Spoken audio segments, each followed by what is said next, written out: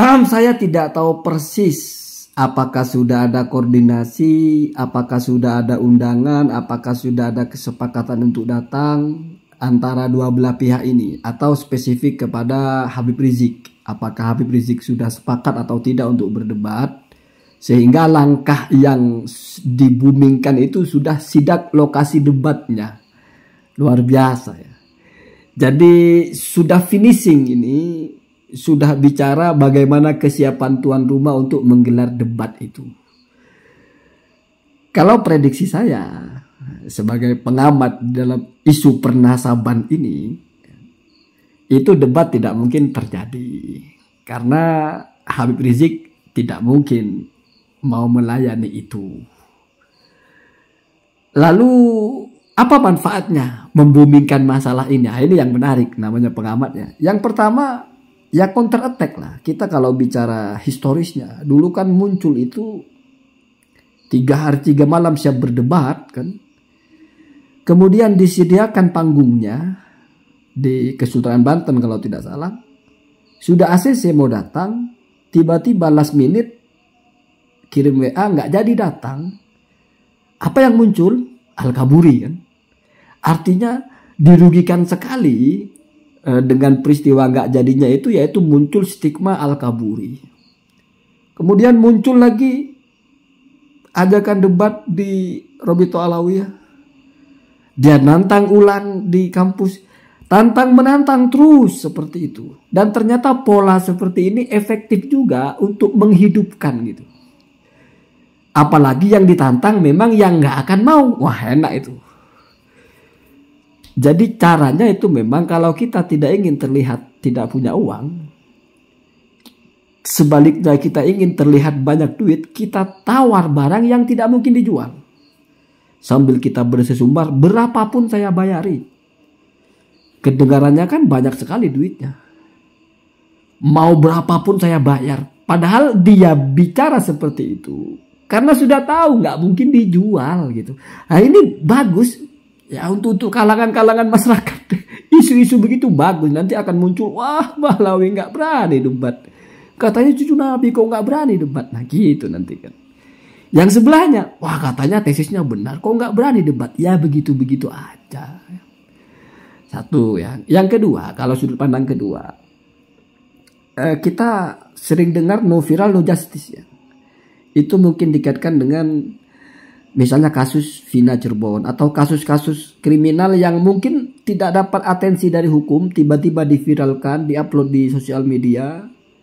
Viral, semua berbicara masalah itu, netizen berbicara masalah itu, langsung polisinya turun tangan, mengusut dan sebagainya. Atau bahkan mungkin sebelumnya sudah pernah diusut, tetapi tenggelam, tiba-tiba viral, diusut lagi. Sehingga muncul bahasa kalau nggak diviralkan, nggak diperhatikan, gitulah gampangnya begitu. Nah sekarang kan yang lagi viral itu adalah Gus Fuad ya. Setidaknya kalau kita ngelihat bukan viral bahasanya ya, tapi yang baru-baru ini memanas gitu. Kalau itu terus diviralkan, terus disuarakan, ya ada kemungkinan sedikit banyak akan mempengaruhi proses hukum, setidaknya kecepatannya gitu, eskalasinya ya. Atau mungkin saja tidak. Jadi semuanya masalah kemungkinan. Tapi kalau tiba-tiba muncul lagi yang lebih viral seperti ini, ya kan bisa aja itu menjadi terlewat lagi. Kenapa? Karena kalau prinsipnya adalah satu sorotan publik, nah ini yang disebut dengan betapa efektifnya mengalihkan isu itu. Ya. Saya tidak mau bilang ini pengalihan isu, karena ini kan bukan masalah hukum, itu kan masalah hukum. Tetapi kalau kita tarik di simbol atensi publiknya, artinya masyarakat yang menggandrungi isu ini lagi fokus kemana, kan itu Pak masalahnya ya. Walaupun naif sekali kalau penegakan hukum kita itu masih berbasis kepada ini dilihat banyak orang apa enggak, ini dituntut banyak orang apa enggak. Itu kalau enggak ada yang nuntut banyak-banyak, orang sudah lupa ya biarin aja. Saya kira tidak mungkin senaif itu. Saya tidak yakin pemerintahan kita, penegakan hukum kita senaif itu. Kalau enggak ada yang awas, enggak ada yang merhatikan lalu dibiarkan begitu saja, saya kira enggak. Cuma diakui atau tidak, diksi pengalihan isu itu ada. Dan tentu saja dengan munculnya ini masalah Gus Fuad sedikit banyak akan tidak terlalu mendapatkan porsi lagi. Kenapa? Karena Gus Fuad itu kan nggak masalah nasab itu, nggak masalah Ba'alawi, nggak masalah itu, tapi masalah personal gitu. Guru tua kan. Pembelaannya juga tidak bicara masalah menghina nasabnya kok, tidak bicara masalah Ba'alawi Yahudi kok, tidak bicara masalah Ba'alawi menipu atau apa. Tapi bicara diksi monyetnya itu ya, dianggap penghinaan kepada guru tua kan itu. Yang justru lebih spesifik bicara masalah nasab kan ini debat. Nah, Kiai Madudin dengan Habib Rizik mau debat apa? Kalau nggak mau masalah nasab kan begitu. Jadi ini lebih punya power untuk viral, untuk dan dilihat dari viewernya, iya ini lebih menarik gitu. Sehingga orang jadi ya sudah masalah Gus Fuad nggak penting itu, ini yang lebih penting. Nah, itu ya. Walaupun ada beberapa hari kemarin itu ya, kemarin ada demo di mana itu di rumahnya Gus Fuad kalau tidak salah lihat saya, di situ ada beberapa masyarakat yang melakukan demonstrasi, kemudian di situ ada pengawalan dari Polwan ya. Menarik sekali, kenapa Polwan yang ditaruh? Ya mungkin biar yang demo itu jiper juga ya, masa mau meruduk perempuan itu mikir-mikir juga, itu bagus ya, itu strategi psikologis ya. Jadi kalau kita ngedemo yang ngadepin kita perempuan terus kita mau ngamuk ya malu Pak. Ya akhirnya ya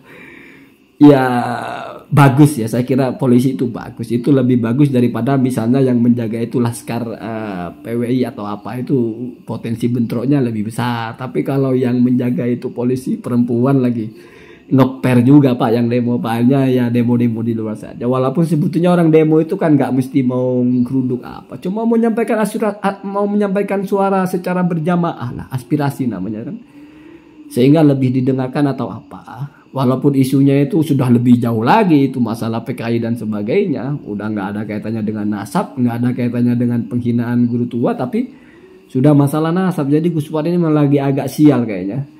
Jadi banyak hal yang menjadi persoalan yang dimunculkan oleh beliau, walaupun sudah klarifikasi berkali-kali, bukan maksudnya ini, bukan maksudnya itu. Ya itulah namanya kita kalau berbicara itu nggak mesti semua orang bisa nerima klarifikasi kita, sudah biasa begitu. Kalau setiap kita bicara lalu kita klarifikasi lalu orang semua sepakat, ya nggak serumit ini kehidupan ya. Seringkali dalam kehidupan ini orang sudah menyimpulkan, sudah nggak mau tahu apapun klarifikasi Anda gitu.